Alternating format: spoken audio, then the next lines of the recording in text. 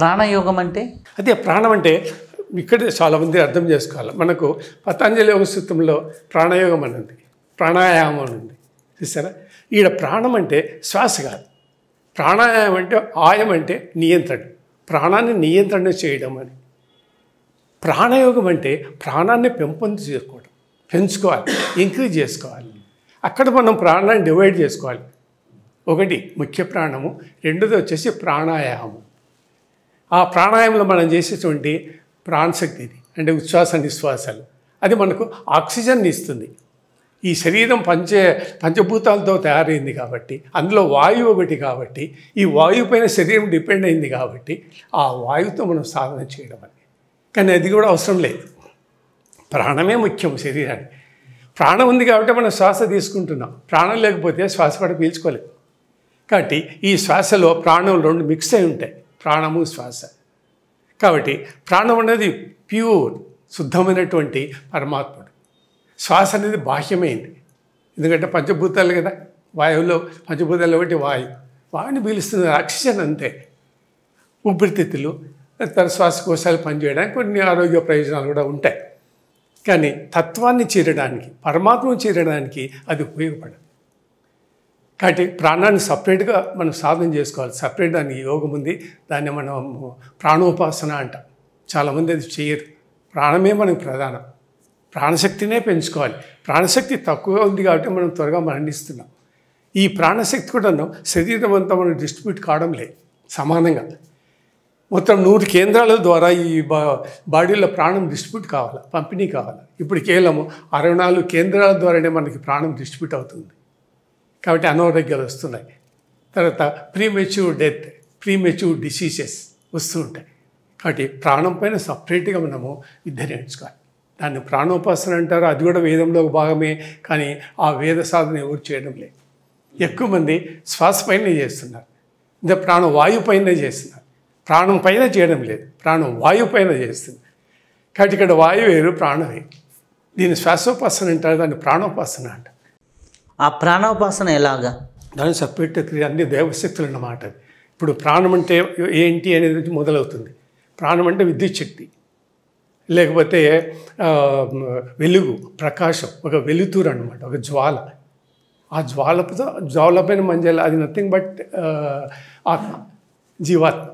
అదే జ్వాల, వెలుగు, జ్యోతి, జ్యోతిర్జ్యోతి, అంతర్మయ అంటాం కదా, అది. దాని నుంచి మనం ఎక్కువ శక్తిని పొందాలి. కాబట్టి వెలుగు, ప్రకాశమే ప్రాణం, విద్యుత్ శక్తి అనమాట. అదొక విద్యుత్ శక్తి మాత్రమే శరీరం అంతా ప్రాణం ప్రసారం అవుతుంటుంది. అది పరమశివుడే, దైవమే. ప్రాణం అంటే దైవమే. ప్రకాశం, వెలుగు, జ్యోతి అంటే దేవుడే కదా, ఆత్మశక్తే. దాన్ని జీవశక్తి అంటాం, జీవాత్మ అంటాం, పరమాత్మ అంటాం, జ్యోతిర్జ్యోతి అంటాం, అంతర్మయం అంటాం. ఆ యొక్క ప్రాణశక్తిని మనం మేల్కొల్పులు చేయాలి. దాంట్లో కూడా మళ్ళీ ప్రాణ సాధనలో కూడాను మంత్రాలు ఉన్నాయి. ఆడ కూడా మంత్రాలు ఉపయోగించుకోవాలి. ఈ ప్రాణయోగంలో కూడా ప్రాణాలను ఉపయోగించుకోవాలి, మళ్ళీ ప్రాణ సాధన సపరేట్గా చేసుకోవాలి. ఓహో, మనకి మూల మంత్రాలు మూల ప్రాణాన్ని నిద్రలేపుతాయి, మేల్కొల్పు చేస్తాయి. మనం చేసే క్రియలు శ్వాసక్రియల్ని వృద్ధి చెందుతాయి. ఓకే, శ్వాసక్రియల వల్ల ఆరోగ్యపరమైనటువంటి శారీరకపరమైనటువంటి బెనిఫిట్లు ఉన్నప్పటికీ మూల ప్రాణాన్ని మనం పెంచుకుంటూ ఉంటే మంచి బెనిఫిట్ జరుగుతుంది. అయితే ధ్యానము, యోగము అన్నారు కదా, ధ్యాన యోగము అని. ధ్యాన యోగం వల్ల ఈ మూల ప్రాణం ఎట్లా పెరుగుతుంది? ఇక్కడ ధ్యానము ప్రాణం కూడా మిక్స్ అయ్యింది చూసారా. అంటే ఈ ప్రాణానికి గ్రహణశక్తి అనేది ఉంటుంది. ఇంద్రుడు గ్రహణశక్తికి మూలాధారం, మూల పురుషుడు ఇంద్రుడు అన్నమాట. కాబట్టి మనకు గ్రహణశక్తి కూడా ఉండాలి ధ్యానం చేయాలంటే. ధ్యానం ద్వారా ప్రాణయోగం చేయాలంటే ఇక్కడ ప్రాణము మిక్స్ అయింది, ధ్యానము మిక్స్ అయింది. అందుకే ప్రాణ ధ్యాన యోగం అంటారనమాట వేదాలలో. అంటే ఇక్కడ ధ్యానం దేనిపైన చేయాలంటే ఇంద్రుడి పైన చేయాలి. ఇంద్రుడికి గ్రహణశక్తి రూపం అన్నమాట ఇంద్రుడు. అదే మాదిరి ప్రాణ దేవతలు కొద్దిమంది ఉండాలి. ఉదాహరణకి కాళీమాత కానీ, శివుడు కానీ, ఆ యొక్క ప్రాణ దేవతలను ఆరాధించాలి. ఆ ప్రాణ దేవతలపైన ధ్యానం చేయాలి మనం. అదే మాదిరి ఇంకా వేదాలు ఏం చెప్తాయంటే మనసు అత్యంత సూక్ష్మమైనటువంటి ప్రాణశక్తి అని వేదాలు చెప్తాయన్నమాట. అంటే మనసు కూడా ప్రాణశక్తి ఉంది, చాలా చాలా స్వల్పం అన్నమాట అది. కాబట్టి ఆ మనస్సును మనం జయించాలనుకుంటే, నియంత్రించాలనుకుంటే ప్రాణశక్తితో నియంత్రణ చేయవచ్చు. అయితే చాలా తక్కువ 5%, 10% ప్రాణం మాత్రమే మనసులో ఉంటుంది. మిగతా 95% అంతా ప్రాణమే. ప్రాణం అంటే పరమాత్ముడే. ప్రాణం అంటే శరీరాన్ని నిలబెట్టేది, మనం మరణించకుండా నిలబెట్టేది, కింద వాలిపోకుండా నిలబెడుతుంది ప్రాణం. అది దైవం. అంటే చనిపోవడం గుర్తు దగ్గర ప్రాణం లేకపోతే చనిపోతుంది. కానీ శ్వాస లేకపోతే మనిషి చనిపోడు. ప్రాణం లేని దానివల్ల మనిషి చనిపోతున్నాడు, కానీ శ్వాస లేని దానివల్ల మనిషి చనిపోవడం లేదు. మనకు కావాల్సిన శ్వాస ఉంది, వాయువు ఉంది. ఎందుకు చనిపోతున్నాడు మనిషి? ప్రాణం లేక చనిపోతున్నాడు. అంటే ప్రాణం పైన ఎక్కువ మనం ప్రాధాన్యత ఇచ్చుకోవాలి. శ్వాస అవసరమే చేయకూడదని కాదు, కానీ ప్రిలిమినరీ. ఎప్పుడు శ్వాసలో లైఫ్ అంతా స్పెండ్ చేయకూడదు కదా, ABCD అని పోతాం కదా. కాబట్టి మనకు యమ, నియమ, ఆసనం, ప్రాణాయామం అని చెప్పుకుంటూ పోయారనమాట. ఆ స్టేజెస్లో ఉపయోగపడేది శ్వాసక్రియ. శ్వాస కానివ్వండి, యమ కానీ, నియమ కానీ, ఈ యొక్క 5 సాధనలు ప్రారంభ సాధనలే, శిక్ష, ట్రైనింగ్ అనమాట. ఇంకా ఉన్నత స్టేజ్ పోయిన తర్వాత మనకు ధారణ, ధ్యానము, సమాధి, ఆత్మస్థితి, స్వీయ విచారణ, ఆత్మ సాక్షాత్కారము, మోక్షము, ఇంకా ఇవన్నీ హయ్యెస్ట్ లెవెల్ అనమాట. ఇవన్నీ ప్రారంభపు సాధనలు. అయితే పూర్ణ యోగము అంటారు, పూర్ణ యోగ స్థితి అంటారు. అలాగే పూర్ణ యోగము అంటే ఏంటి? ఆ పూర్ణ యోగ స్థితికి ఒక మానవుడు ఎలా ఎదుగుతాడు? పూర్ణము అంటాం, అదే వర్డ్ని సంపూర్ణము అంటాం, సమగ్రమైన అంటాం. ఈ 3 పదాలు ఒకటే భావం. యోగం అనేది సంపూర్ణంగా జరగాలి. ఇప్పుడు జరిగేటువంటి యోగ సాధనలు ఎక్కువ ఉన్నాయంటే సంపూర్ణంగా, సమగ్రంగా లేవు. యోగంలో ఏదో ఒక భాగం, ఒక శాఖ, ఒక బ్రాంచ్ తీసుకొని మనం సాధన చేస్తున్నాం. సంపూర్ణంగా యోగం చేయడం లేదు. సంపూర్ణ యోగ జీవితం అంటే 3 వేదాలలో ఉన్నటువంటి యోగ జ్ఞానం, ఆ 3 వేదాల సారాంశంగానే తీసుకొని యోగాన్ని రూపొందించినారన్నమాట. అంటే 3 వేదముల మదించి వెలికి తీసిన సారాంశమే సమగ్రం. సమగ్రం ఏంటంటే ఆ 3 చేయాల్సిందే. మంత్రయోగం చేయాలి, ప్రాణయోగం చేయాలి, తర్వాత ధ్యానయోగం చేయాలి. ఈ 3 చేస్తేనే జీవితానికి సమగ్రమైనది, సంపూర్ణమైనటువంటి యోగము, లేకపోతే కాదు. ఇప్పుడు కదా చూడండి, మీరు రెండట్లు కొంతమంది ధ్యానం చేస్తున్నారు, కొంతమంది ఆసనాలు చేస్తున్నారు, కొంతమంది శ్వాస పైన ధ్యాస అంటున్నారు, ఇట్లా రకరకాలుగా ఒకరు సమాధి అంటారు. ఇవన్నీ చిన్న చిన్న భాగాలే యోగంలో. యోగం అనేది వెరీ బ్రాడ్ కాంప్రహెన్షన్, మన మొత్తం జీవితం అంతా కవర్ అవుతుంది.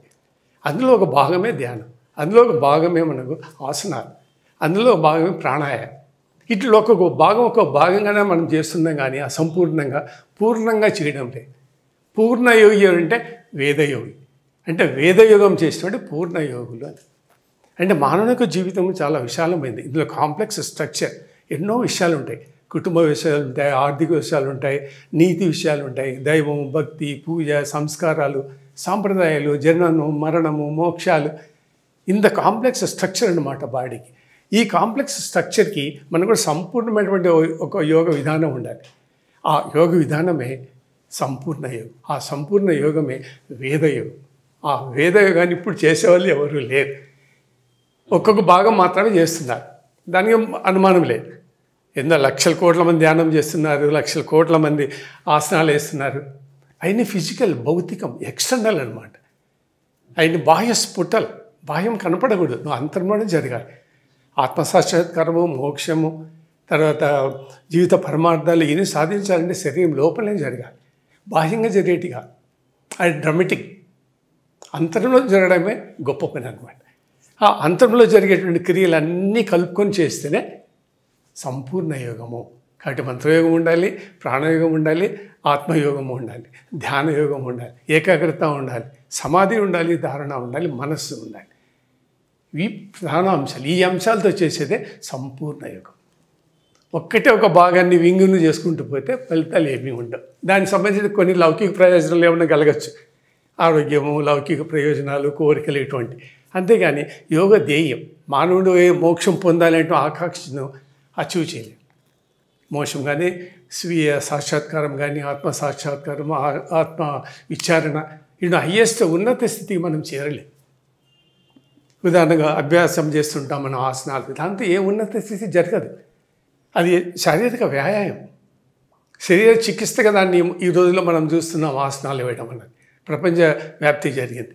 అందులో ఇంటర్నేషనల్ యోగా ఇయర్ వచ్చిన తర్వాత యోగాన్ని మన ఆసనాలకే పరిమితం చేశాం. ప్రజలకు అభిప్రాయం కూడా అట్లే ఉంది.